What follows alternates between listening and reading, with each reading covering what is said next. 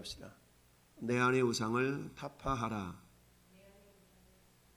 아멘. 내 안의 우상을 타파하라. 여호와께서 이제 기도원에게 나타나셔서 사명을 주시는데 기도원이 믿지를 못하니까 기도원아 너는 큰 용사다. 큰 용사. 네 자신을 알라라고 그랬죠. 기도원은 하나님께서 이미 너와 내가 함께한다. 너는 큰 용사야. 네 힘을 의지하여서 저 미디안을 쳐라. 미디안 사람 치기를 한 사람 치듯 하리라. 이 말은 무슨 말이에요? 쉽게 싸운다는 얘기죠. 이미 이겨놓고 싸우는 싸움일진데 근데 뭐예요? 아무리 그런 싸움이라도 정작 본인이 그것을 믿지 못하면 본인이 그 싸움에 담대하게 나가지 못하면 아무리 승리가 그 앞에 있어도 자기 것이 되지 못하죠.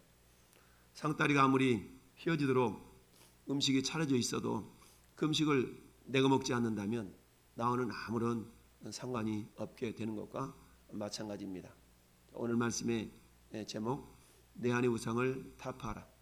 자, 하나님이 일단 기드온이 야 내가 여호와를 배웠는데 큰일 났다 그랬더니 걱정 마 너는 안 죽어 여호와 샬롬 이라고 하나님 앞에 제단을 쌓았던 이 기드온에게 이제 하나님은 본격적으로 그 사명을 감당하도록 하시게 해서 어찌 보면 마지막 테스트라고 할 수 있겠죠. 그 시험거리를 이제 기드온에게 주시는데 그 내용이 뭡니까? 그것은 크게 두 가지를 말씀하고 있어요. 첫 번째, 자, 내 아버지에게 있는 수소 곧 7년 된 둘째 수소를 끌어다가 그야말로 나한테 번제로 드려라. 근데 그 번제로 드리기 위해서는 땔감 필요하지 않겠어요? 근데 그 땔감 어떤 건지 아냐? 너네 아버지가 섬기는 바알의 제단, 너희 아버지에게 있는 바알의 제단을 헐며 그 곁에 있는 아세라 상을 찍고 여러분 바알과 아세라신은 부부신이요 부부신. 바알이 남자면 아세라는 여자야.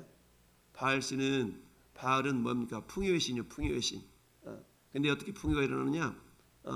아세라 신이 다산의 신이죠. 풍요의 신과 다산의 신이 이스라엘 민족들이 그야말로 섬기고 있었다. 그러니까 하나님이 참 신임에도 불구하고 하나님을 섬기는 걸 저버리고 그들 얼마나 우상숭배에 빠져 있었던가를 단적으로 보여주는 내용이죠.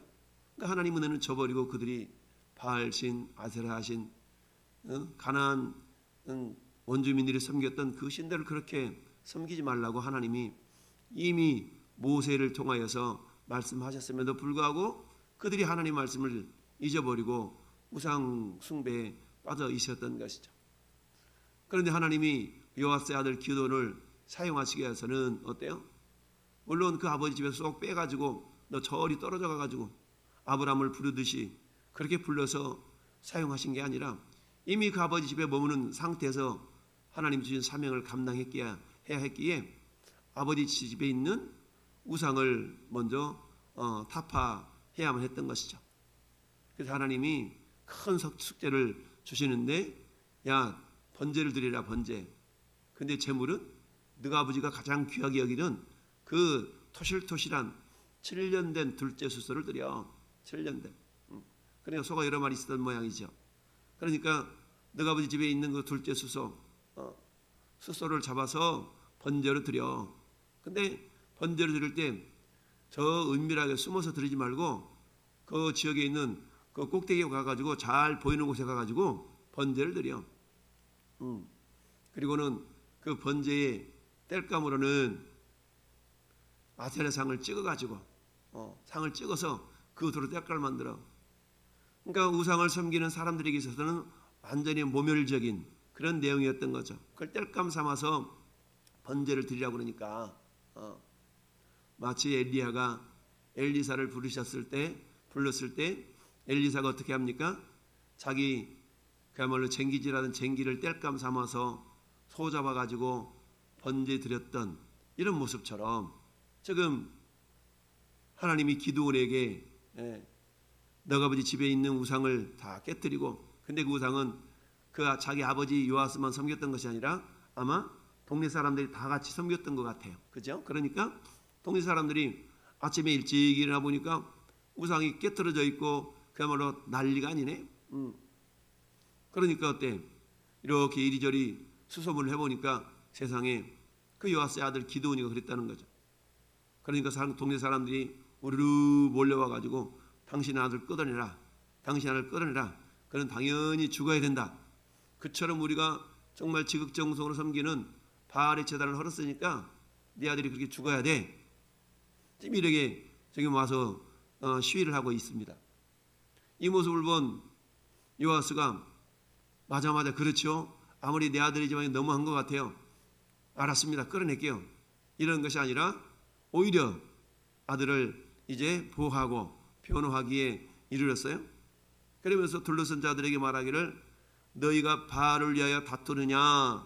너희가 바알을 구원하겠느냐? 자, 그러면서 그를 위하여 다투는 자는 아침까지 죽임을 당하리라.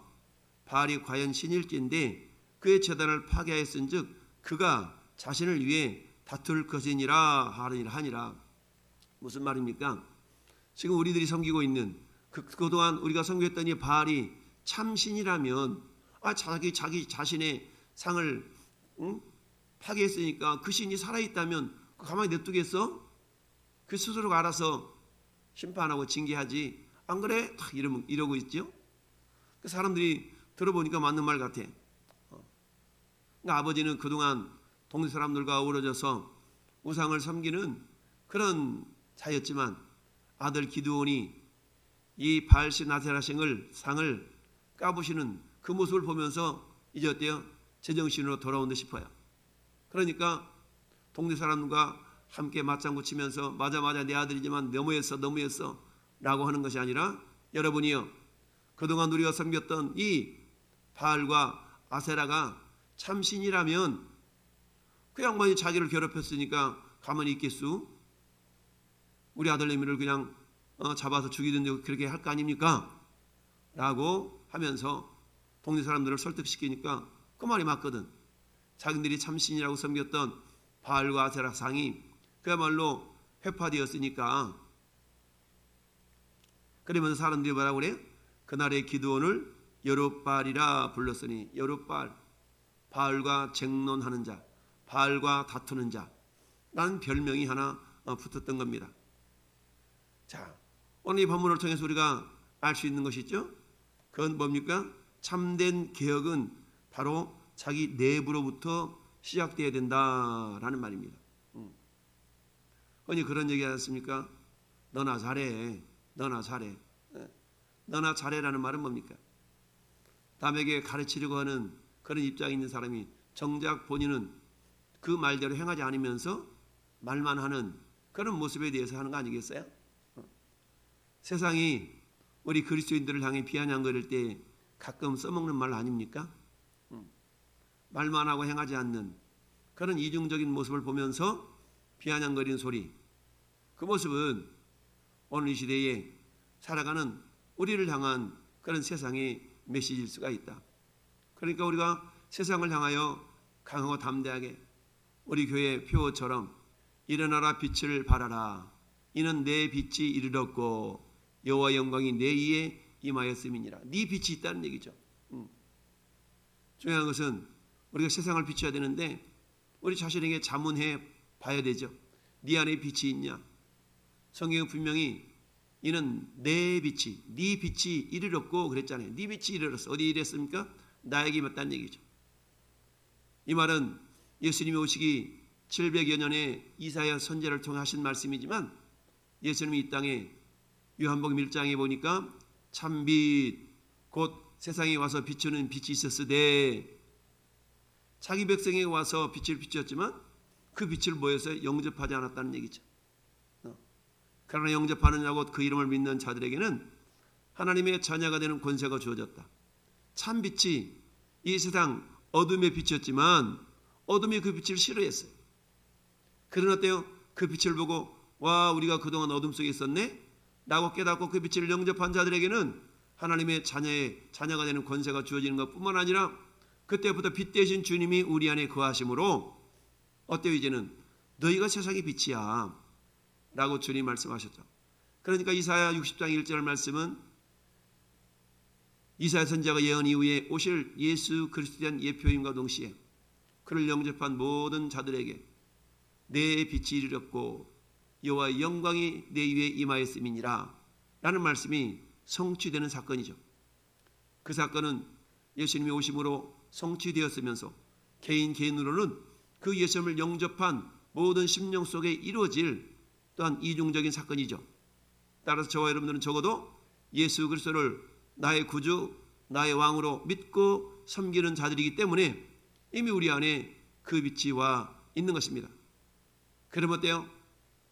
우리가 그리스도인으로서 세상에 빛을 비추어 드리는데 그 빛을 비추는 것이 뭡니까? 선한 행실이라고 마태복음 5장에는 말씀하고 있습니다. 선한 행실. 디도서 2장 14절에도 뭐라 말씀하고 있습니까? 우리를 구원하신 목적이 뭡니까?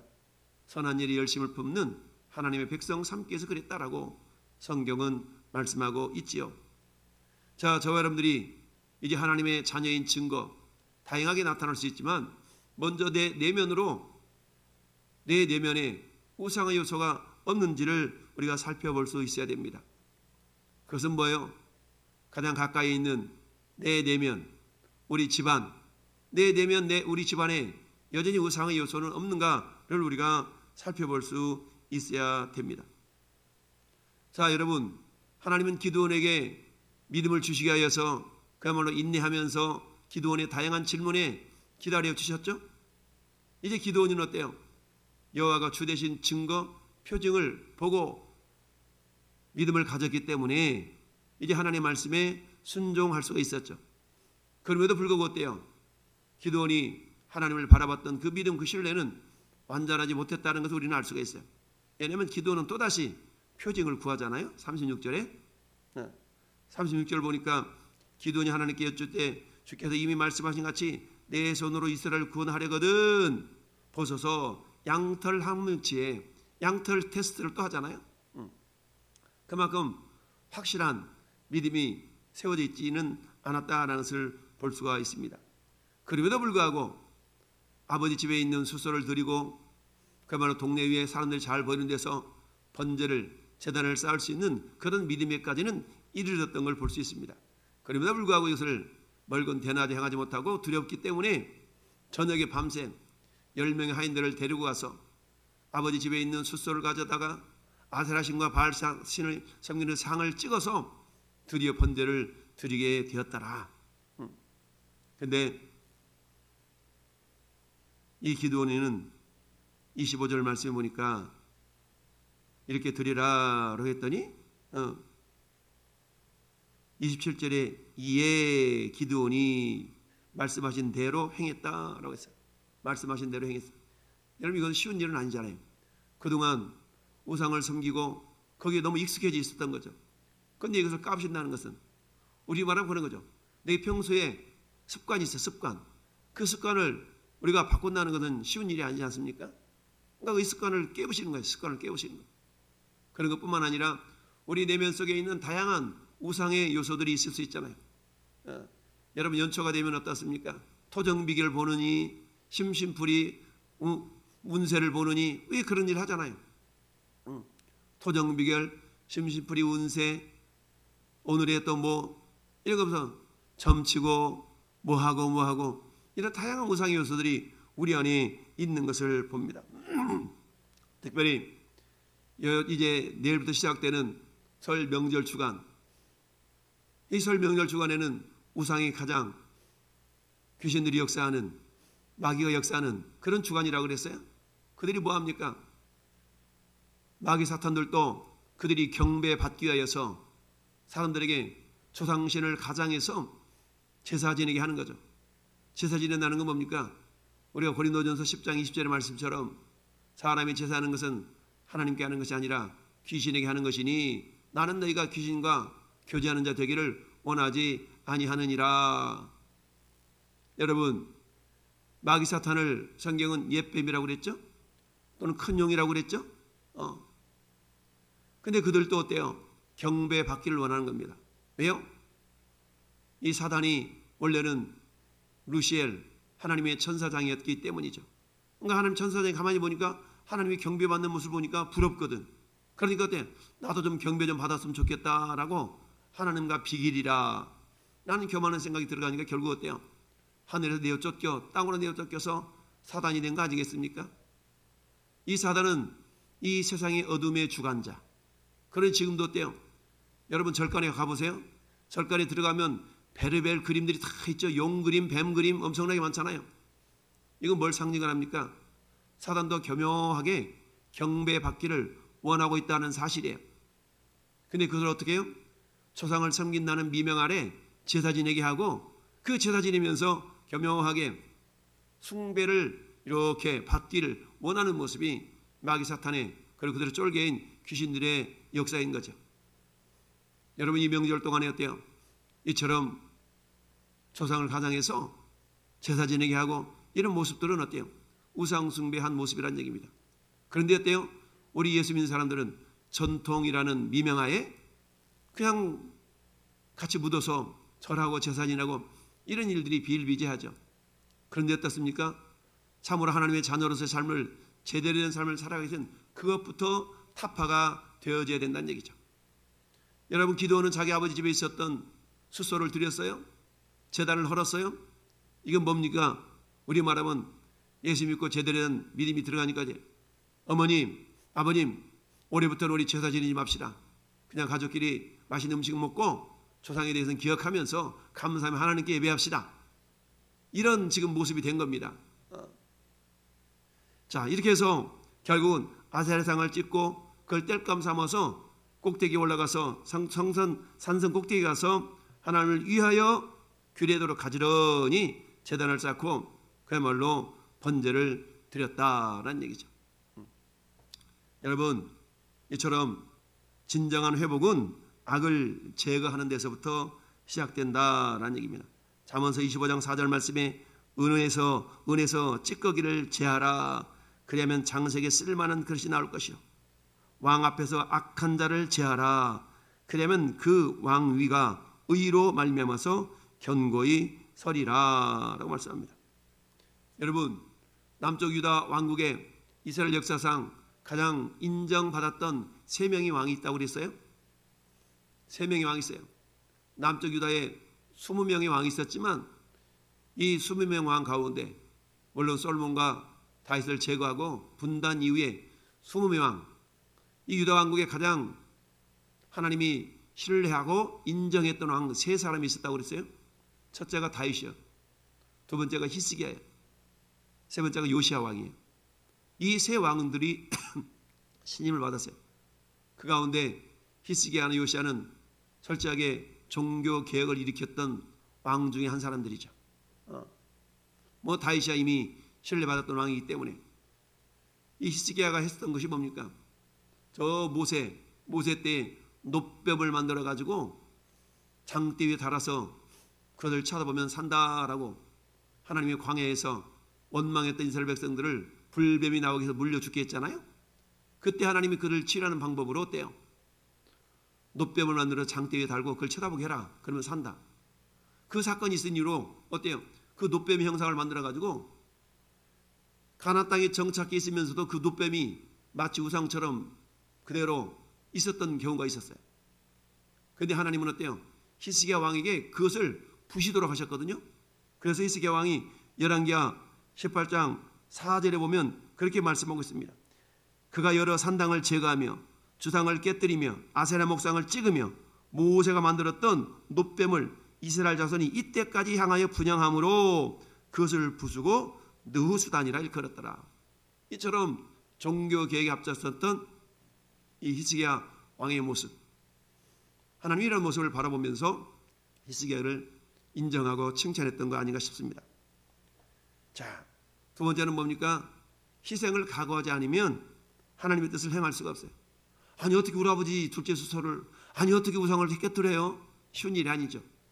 희생을 감수하지 아니하면, 각오하지 않으면 하나님의 뜻을 결코 행할 수가 없다라는 얘기입니다. 결국 어땠습니까? 그런 일 행했을 때 평안했습니까? 사람들이 득달같이 달려들어서 죽이려고 그랬죠.